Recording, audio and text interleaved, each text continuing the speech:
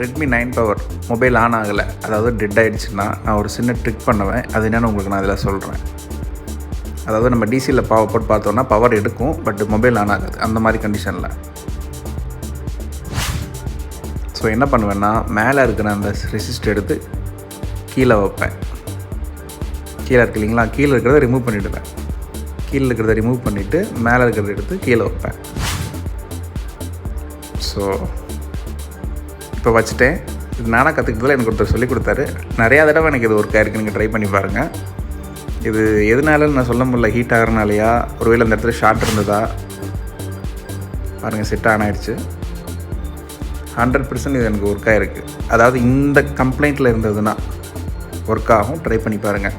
Video பிடிச்சிருந்தா மறக்காமல் like பண்ணுங்கள், சேனலுக்கு ஒரு சப்ஸ்கிரைப் பண்ணுங்கள். இந்த மாதிரி வீடியோ நிறையா நம்ம சேனலில் இருக்குது.